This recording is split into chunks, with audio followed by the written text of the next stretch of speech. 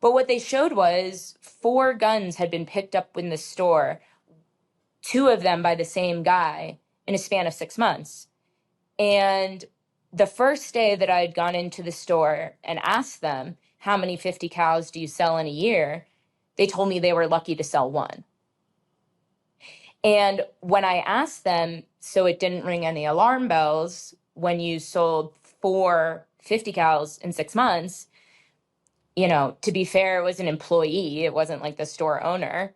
But he just looked at me and said, it's not illegal. The opinions of the guests and host are their own and do not represent the opinions of Ironclad, the Border Patrol, or the Department of Homeland Security.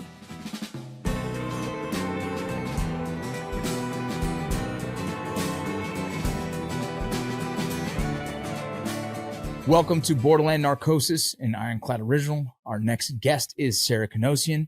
She is an investigative journalist who wrote an article called How a Factory City in Wisconsin Fed Military-Grade Weapons to a Mexican Cartel. One raid in 2018 and the discovery of a 50 cal Barrett rifle led to the unraveling of a small city, Racine, Wisconsin, and seeing how many 50 cal rifles were purchased in 3 years. It's going to shock you. You guys need to listen to this and understand that this is something that could be happening in a city near you. Check it out. Well, I read the article and it was fascinating. I've heard a lot about this conversation. And so, thank you for joining us on the show. Really, this is the kind of show that I'm excited about because this is a very new, a subject that I think the audience would love to hear. First, I want to ask, what was it that got you into the investigative journalism side of things, and especially into kind of like the arms trafficking? Do you mean in general or for this story? No, just in general. Like, what pulled you into the investigative journalism side of things? Human rights policies and all those things, but then obviously arms trafficking. I mean, really, I got my start in doing journalism in Central America, and I was there actually during Trump's first term. And I was in Honduras, Guatemala, and that was just trying to let people know where these people are coming from. But then I ended up going to Venezuela, and I went with Reuters. They hired me in Caracas. And investigative journalism takes an insane amount of time and resources, And so really, honestly, it was joining Reuters that got me into investigative journalism because as a freelancer, you don't really have the resources to get there. And especially in a country like Venezuela. And then, so in Venezuela, we could just tell that the government of Nicolas Maduro was getting ever more authoritarian. And so Reuters really threw in resources into how he was using security forces to repress people. And that was really my foray into getting into investigations. When you say resources, what does that mean? A lot of time and money, to get, because there's a few different things that need to happen in an investigation, right?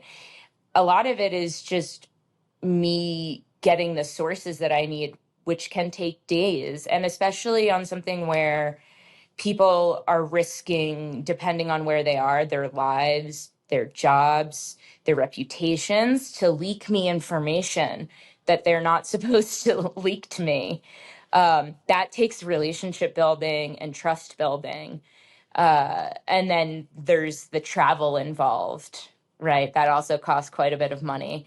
So that's why, you'll see a lot of outlets and they'll do stories where you call and you get as much information as you can. But something like this, I mean, this arms trafficking story took 6 months. Yeah. Yeah. I mean, I was doing other things, but it was pretty, it took up a lot of my time. Yeah. Yeah. And those of you listening and watching right now, we're talking about an article that was sent to me by the producer. It says how a factory city in Wisconsin fed military grade weapons to a Mexican cartel. And then the next line is a single sniper rifle led investigators to a syndicate deep in the United States that armed Mexico's fentanyl trafficking Jalisco New Generation Cartel. And so when I started reading this, it wasn't a complete shock because I've heard a lot about the subject in different capacities. Obviously, a lot of the weapons in the United States of America get trafficked down to the southern border, crossed into Mexico, and which is obviously sold to or given to the cartels, right? This is a common knowledge. Things like Fast and Furious and whatnot. This happens often. But what blew me away was the type of sniper rifle that this article is talking about is a 50 cal Barrett sniper rifle, which is an extremely powerful sniper rifle and something that I've only seen, in the special operations communities, and not all snipers tend to use this one rifle. It's a very high powered, heavy, massive round. I've seen a lot more people use it in social media for more entertainment than anything. It can reach out and touch someone for a very far distance. So reading your article, it kind of blew me away. And yeah, it became like, we need to ask questions about this. And so like a small city in Wisconsin called Racine was the hub of this. How in your investigations did you first come upon this subject or this story? I had gotten a tip that there was a case in Wisconsin and that I should take a look at it. And someone sent me the case file. And when you actually look at the case file, it's not that remarkable, really. It doesn't, you don't, because it says co-defendants 1, 2, and 3. All of the people are anonymous. So I didn't really know what to do with it. But then I decided to kind of source around, get some contacts in the law enforcement community on the US side to just figure out a little bit more, what is this case? And it was highlighted to me exactly because of what you said, because of the nature of the weapon, because of how powerful Barrett 50 cals are. We're not just talking about like a Glock handgun, which is what you see a lot of along the border. We're talking about something that can rip through armored vehicles and concrete walls and was used all over Iraq and Afghanistan. Like it, So that's really, I got a tip and then I just went all out trying to get as much information as I could, but it was kind of hard to get people to talk. But I just kept calling former officials, kept calling around Mexico, and then started just really going hard on everyone. There are a few names in the case file, and I just went really hard on social media and the internet and really trying to put together, well, what does this look like in Wisconsin? And so I kind of started piecing together bit by bit, and then I ended up going there, and that was a real unlock. Yeah, how does Racine, Wisconsin become the key hub for drug trafficking for the CJNG cartel? Like, how did that happen? I know. I mean, that's the reason why I did this story. I had come in wanting to do a story about gun trafficking to Mexico because it is a really important part of the story between the United States and Mexico. You can't really disentangle the two countries in general, but definitely guns and drugs are a big part of that relationship. So I knew I wanted to do something on gun trafficking. But as you mentioned, it's hard. Everyone thinks they know this story. I thought I knew this story. And I was just sort of feeling a little bit stuck. Like no one needs to read a story about guns moving from Texas to a cartel in Mexico. But when I heard the 50 cal and I heard Racine, Wisconsin, I had the same reaction as you. It's in the heartland of America. It sort of goes against the general trend of firearms trafficking in Mexico, which is the border states. So that piqued my interest. And then honestly, the real unlock of what the connection was when I walked up to one of the defendants in the case. His name is Victor Cobian. I waited outside of his house until I saw him there. And one Sunday morning, he was working on his boat. And I went up and asked him how he knew Jesus Cisneros, who was named in the case and believed to have run that cell, as well as at least a dozen other across the United States. And he just said, oh, he's my cousin. So, and it's a, Racine, because of its industry, so agriculture and factories, it attracted a lot of migration in the 1970s from Mexico. And Victor's parents had come from Jalisco. His mom is incredibly hardworking. She worked at a garment factory, and I believe his dad worked in the agriculture fields. They ended up opening a bar, you know. And like every day that I was in Racine, I would go by the bar. His mom would be there working for like 14 hours a day, you know. So it's that's how the family came. And then these two cousins, Elias and Oswaldo, who are named as being the first point of contact with Jesus in Jalisco, they came much later to work construction jobs in Racine. And then they would recruit friends and family members to purchase guns and then give them to them, and they would traffic them over the border. Ew, this is crazy. How did the ATF agents first uncover the connection between Racine and the CJNG? So there was this crazy brazen attack outside of a Japanese restaurant that attacked the former attorney general of Jalisco. And broad daylight, I think like two kids selling candy were injured. They set a bus on fire while they were trying to escape. It was a big thing in Jalisco. And in the Mexican police's search for the assailants in that attack, they came across this house. It's like across from a cemetery. I was able to get my hand on some handwritten federal police notes where they talk about this raid in detail. So they gather outside this house at like 4 a.m. All these federal agents, they creep through the garage. They go upstairs, and one of the guys tries to escape, and they basically find this massive weapons warehouse. And so it was originally triggered by this attack, but then they decided, they traced using ATF technology. Mexico and the United States government has tracing.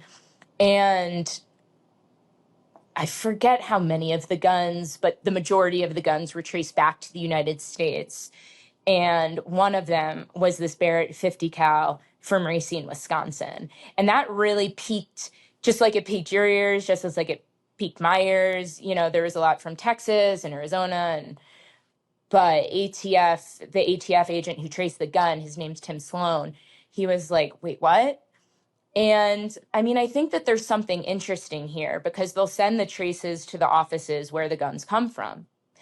And I mean, for this case, one does have to give credit to the ATF agents in Racine because they took that trace, and instead of just kind of doing a courtesy visit to the store where it was bought, they really went all in on an investigation into all over Racine, not just the store that they bought it from.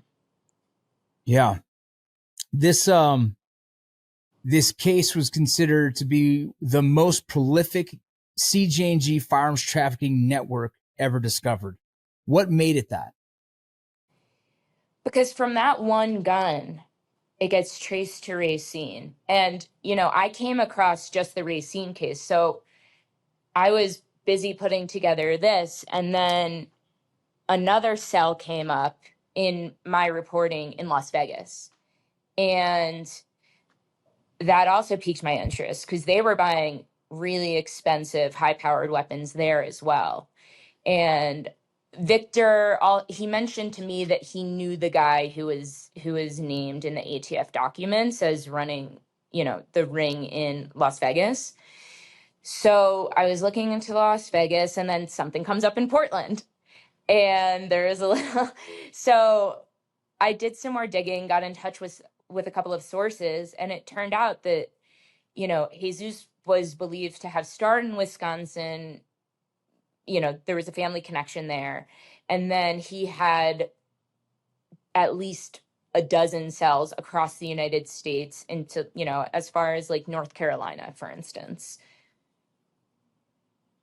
So yeah, so that was like, so because they got that one gun in Guadalajara, and because the Racine agents did such an extensive job, they were able to put together the pieces like, oh, this guy is running operations across the country. And that's where, this guy, he no longer works with ATF. His name's Chris Demlin. He had a gun trafficking investigation called Operation Thor.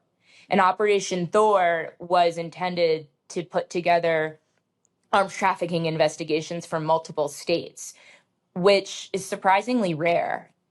Normally it's we got this guy, but when they put it together, they realize like this is the same network. Yeah, and it's he all had. flowing into this, this guy Jesus, and one of their clients, according to the agents I spoke with, it was the Delta Squad, which is a hit squad in CJNG, and one that reports directly to El Mencho, according to Mexican Federal Police. So this is a very intricate, business model that they've set up across the nation. Yeah. And everything started to unwind once they found that one Barrett 50 cal. Then you started kind of piecing everything together, and it all started kind of falling together. Mm-hmm. Yeah. So how are these guys able to get so many guns purchased, like without any kind of red flag being put up, without any kind of store owners being like, hey, this is a little fishy? How is that possible? I mean, there's a few things here, right?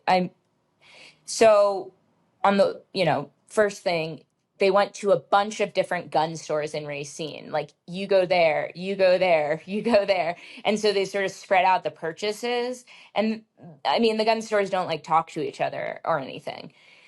But at the one store where the 50 cal in Guadalajara was found to have been picked up, and some of these too are online purchases, and then you go to the store and pick them up. But that, I went to the Shooters Sports Center in Racine and asked, I was lucky enough, they handed over the store records for gun sales. I said, I have this case. I'd love to see the store records. And they gave them to me. They had fully complied with ATF. But what they showed was 4 guns had been picked up in the store, 2 of them by the same guy in a span of 6 months. And the first day that I had gone into the store and asked them, how many 50 cals do you sell in a year? They told me they were lucky to sell 1. And when I asked them, so it didn't ring any alarm bells when you sold 4 50 cals in 6 months, to be fair, it was an employee. It wasn't like the store owner. But he just looked at me and said, it's not illegal. Yeah, I get that. But for those, I mean, maybe it's a good commission for the salesperson. Maybe, there might be an event where people are just collecting them, but 4 and 6 months, that would raise a red flag with me. Right. That's a little like, dang, what do you need that for? I mean, that's a lot of 50 cals. And yeah. when you consider how much money too, I mean, a 50 cal, we went to the store and they had one and they were kind enough to put it together for us. Have you ever held a 50 cal? I have. I'm yes. sure you have. I'm sure you have. Yeah. They're heavy. I mean, I don't know the exact weight of it, but I would guess somewhere around the 50-pound mark is what it would probably also weigh, somewhere around there. Like 30, I believe, but without the guns and the bullets. Yeah. And it was heavy. I was surprised. Yeah. Yeah. And just to think that a small town would sell 4 of those, I don't know. That was one store that would sell 4 of them. They had picked up a bunch, and some other too. It was FN Scars. It wasn't only 50 cals, but they picked up sort of other high caliber weapons around the town. What I don't understand is, how did they choose that town to be such a hub for purchasing guns? Was it just because it was just under the radar? No one was really talking. No one noticed. I guess no red flags after a few purchases, might as well keep doing it until something happens? Or was there a reason why the Racine city was so prevalent in this? So, first thing is that they had people there who they could trust. That you obviously, that has to be a component of it. And then, by the telling of the law enforcement officials I talked to in the States, part of this is because in Racine, Wisconsin, like, no one's looking for it. No one's Yeah. assuming that cartels are buying guns in bulk in Racine, Wisconsin, because the majority of firearms are along the 4 border states, Texas, Arizona, etc. They Firearms dealers along the border are very attuned to this. And when you look at the lawsuit from the Mexican government on U.S. gun manufacturers, which we can get into later, sorry to introduce another layer, but the Mexican government says, about 90% of guns are sold from like one chunk of stores that are being irresponsible, is what their argument is. So that means if you're a gun store along the border and you're not trying to be involved in trafficking, like, your antenna is up. Where, according to the law enforcement officials I spoke with, in the interior of the United States, North Carolina, Racine, even Las Vegas, it's like, no, as you say, small town gun stores, like, oh, they must be buying 50 cows in bulk for a Mexican cartel, Yeah. So they sort of thought, like, we can get around this. And I guess, there's less checks in place, maybe among local law enforcement and local gun dealers. Ironclad creates premium content no matter the environment. From extreme elements to unforgiving terrain, we thrive on crafting content that captures the essence of your brand in the most challenging conditions. Bring your brand story to life, ensuring your message leaves an impact. Ready to elevate your vision? Connect with us today at ironcladagency.com.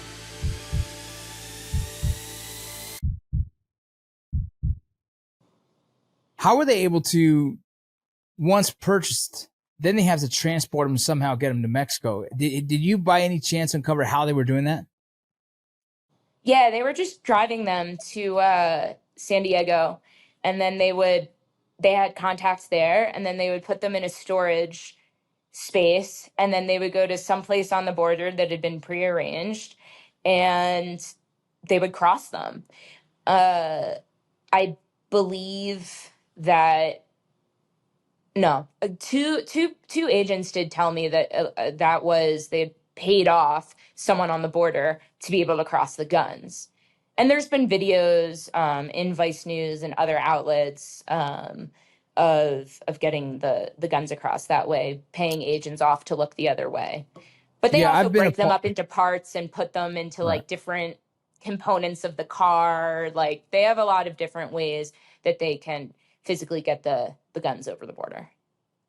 Yeah, I think the interesting part about it is that they drove them all the way from Wisconsin all the way to San Diego. From San Diego, they stored them into some kind of storage facility, which is interesting. I've been a part of some southbound operations, is what we call it, which is southbound ops, is anything coming south instead of north, right? Mm-hmm. And for a majority of the time, anything going south is going to be guns or money, and sometimes credit cards or fraud cards, whatever you want, those gift cards. Mm-hmm. And so I've been a part of some of those operations where, they stuff a bunch of, in several of the operations I was in, we were able to fortunately catch the guns, was green military duffel bags stuffed with AK-47s and AR platform rifles. And what they were doing essentially, almost exactly like they did with the dope coming from the south, is like they find a place where they can just wade across the river. And they pull up in the vehicle. They open up the back, and then two of the scouts from the Mexican side, or two smugglers, will come in, throw them on their backs, and boom, run across. And so, just a very simple, just kind of the opposite of the way they do drug smuggling, is just the counter of that is with weapons. And just to do that with a 50 cal, I mean, that's going to be a little different. Obviously, they have to take the barrel off and do it as such. But I've been a part of some of those. But the drive from Wisconsin to San Diego, that's a long drive. I'm assuming somewhere around the 38-hour mark is what it's in my head. I've driven similar distances. And for them to not be pulled over, not, to risk all that with that to me is kind of wild. And if I read the article correctly, in the time of you doing this article, how many were identified to have been purchased in America, a roundabout number of those sniper rifles?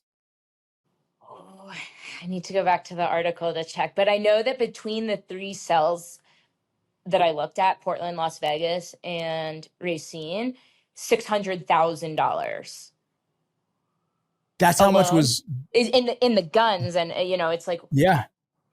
So, and when you consider how much a 50 cal bullet costs, I think it was like 10, like, isn't it something crazy like $10 a bullet or something like that? It got up to I haven't shot one in a long time. I know I have to go back, but the point is that's a lot of firearms. And then when you consider, right, a 50 cal goes for around $13,000 in the United States. According to the ATF agents I spoke with, once it hits the black market in Mexico, which I assume they're not selling it, but maybe, they could be selling it, right? That gun all of a sudden becomes much more expensive, $30,000 to $50,000. Yeah, it's a very expensive black market item. I think in the article, somewhere around 300 plus sniper rifles were identified to have been purchased in America and transported south. Somewhere around that number. Well, there was 300. I know that the numbers I got from the Mexican government was that they had seized, I forget in the past however many years, they had seized 300 of these Barrett 50 cals. And the thing is, though, is that when you consider 300, so it's in the past 3 years alone, starting in 2023 when I published the article, Mexican authorities seized 350 cals. And the thing when you have to think about that is it's like, that's a lot, but if you don't think that's a lot, it's not like Mexican cartels are trying to leave these guns behind. It's not a Glock, Yeah. You don't, like, if you're fleeing a scene of anything and a gun costs you $13,000 raw, and that's not even paying the smugglers and all the other stuff. So if you paid like whatever you paid for that gun between $13,000 and $20,000, you're not cavalier about leaving it somewhere. So So one of your contacts was telling you how these rifles are going to the CJNG Delta Hit Squad. Can you explain a little bit more about what they've told you that they use these rifles for? Yeah, they'll be used to target politicians. And that's a big thing in Mexico, right? Like, the firepower is what has allowed Mexican cartels to have so much control, right? Because they have these weapons, and they come to threaten you, like, I'm going to kill you, or you do what I say, what would you do? Sort of a thing. So they also use it, right, against rival cartels. There's obviously wars between these groups in a lot of parts of Mexico. They've downed a helicopter with them. So I think something like the 50 cal and like the high end military grade weapons that I talked about in the story, a lot of that is a warning to security forces. Like, we can outgun you, especially if you're just like local Mexican police. We're not taught, because there's the Mexican Navy, right? And that's one thing. And then there's like municipal Mexican police. That's a different thing. So yeah, access to these weapons has just really upped the ante for all security forces, and trying to take on the cartels. Yeah, it's I was trying to look at what is the max distance for a Barrett sniper rifle. It's 1,969 yards.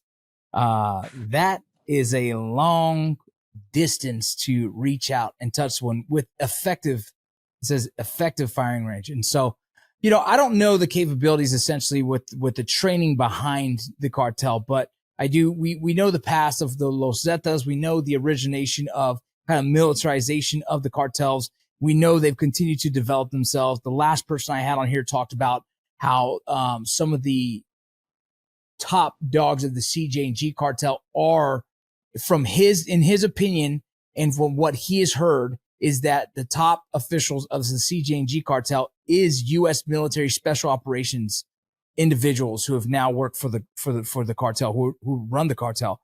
We haven't confirmed that on our end, but it is very interesting because for the CJNG cartel to specifically really go after the Barrett 50 cal, you would have to assume that someone had some prior training to that as to why they wanted such high firepower and such a strong rifle. And then two, know how to shoot it, right? Because usually sniping takes two individuals. One's a spotter, one's the shooter. And that spotter is usually the one person who really knows how to kind of identify windage and distance and temperatures and, you know, hot barrel, cold barrel, all the different things that comes from being an accurate sniper. And so the whole thing is pretty intimidating to think that many, that you said in 3 years, over 300 have been confiscated. And that's right. That's what's been caught. Yeah. And that's their kind of baby, right? So imagine how many of these guys have. And I think, I mean, there's a few things here, right? CJNG in particular went really hard in on the aesthetics. Like when you look at, that's another thing about the 50 cal. I mean, even if you're not really using it that much, because they're not, like you said, this is a very hardcore gun that you're not just like going to casually be using to like take over, you know, a swath of territory. Like they have tons of AKs and other things for that.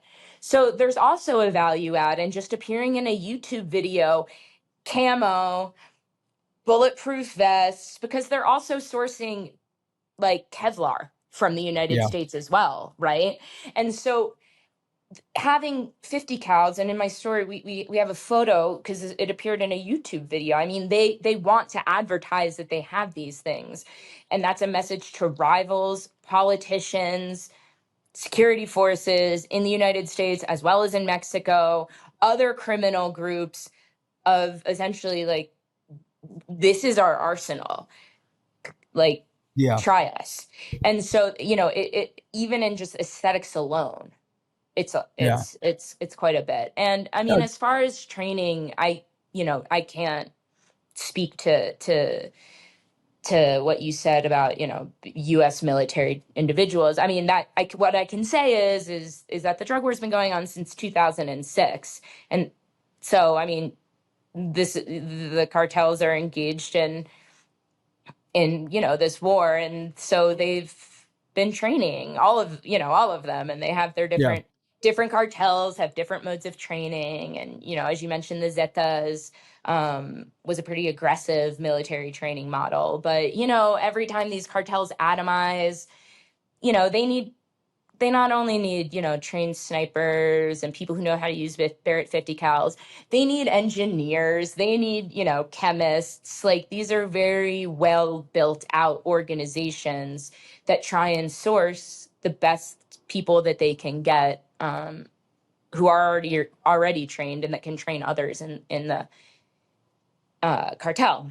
And I will say, over the course of this reporting, it didn't really fit into the story, but I had been passed some pictures from a raid on a house in Guadalajara that was CJNG, from a Mexican federal police raid. And in one of it, they had some rules on the wall that was like, it was like, you have to work out every day. Like, you're not allowed to take drugs. And if you're going to smoke weed, it has to only be like at night and with the permission of like your mentor. I mean, it was a pretty like, I'd love to see that. I'd love to see that. It was like, keep your room clean. Like, it was truly very militaristic, kind of interesting. It's like very high standards for what they do. You know, being a part of the regiment, we had these rules, we had these standing orders, we had these things to follow. And And it sounds like they're trying to do a very similar thing of having a very regimented group that has respect for the organization, which, we're noticing that the militarization of the cartels, obviously, it's been very obvious through the social media and everything else that the CJNG does, but never heard that before. And that's very interesting. I mean, yeah, obviously that's like a specific unit. I don't think they have these rules like writ large across the the cartels, but you Yeah. know, um, yeah, it was just an interesting kind of anecdote, but it didn't relate to this story. So Yeah. I didn't follow it further. But as you said, I mean, the militarization of the cartels is pretty well documented. You, during this investigation and while you're putting the story together, was there any thoughts about how America can be better about slowing down the kind of the trafficking of arms in America? Like, how could we be better at it? I mean, just purely keeping it on facts, the cartels have noticed the widespread availability of military grade firearms and that we don't have that many restrictions around them. While again, I am not a lawyer fighting on either side of this. I assume you could. So on the one hand, right, they bought 4 guns, 450 cals in like 6 months. That should have raised red flags, but that's not actually illegal.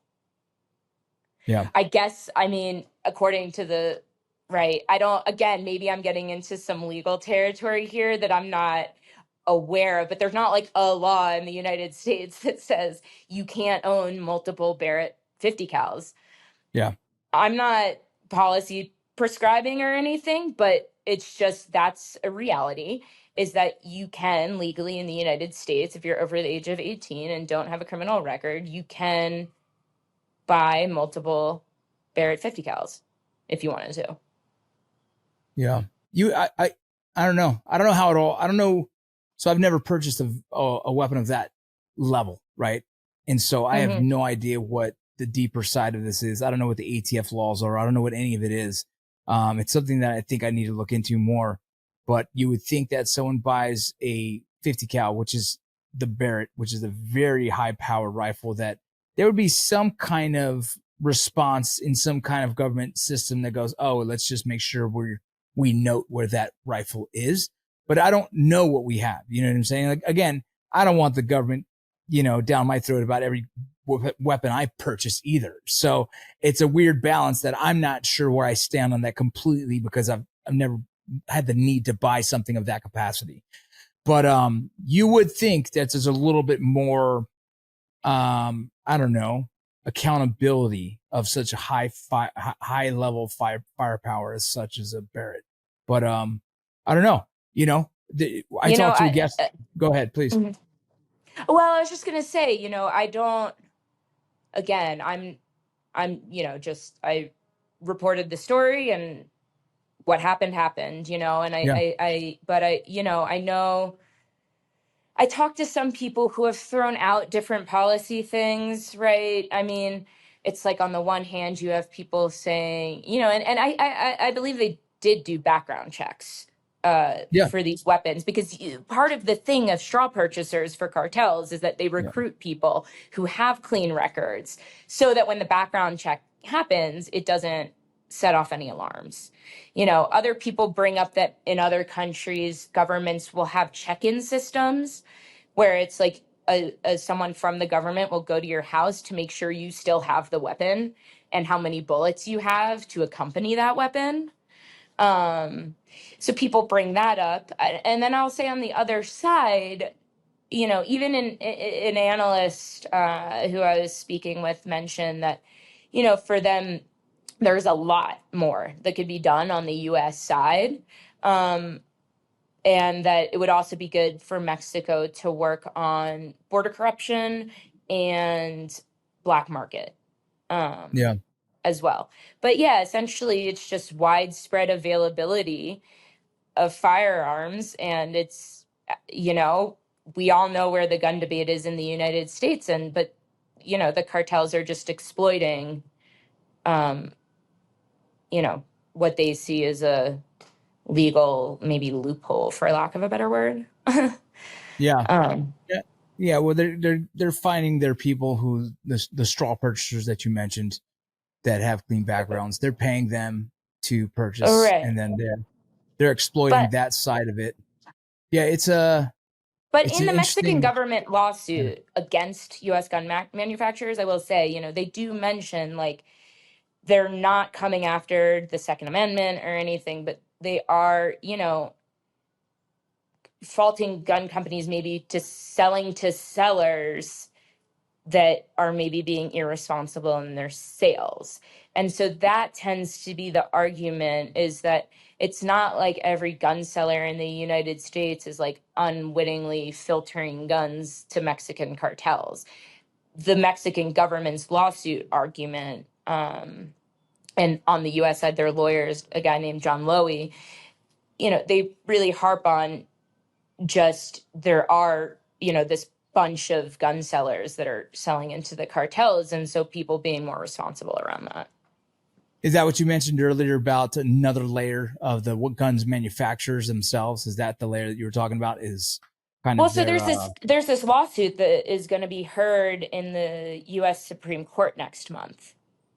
The U.S. Supreme Court is hearing the Mexican government's lawsuit against U.S. gun manufacturers, and yeah, I mean, we'll see what shakes out of that, because in the Mexican government lawsuit, they're saying, gun manufacturers are tailoring guns like for cartels.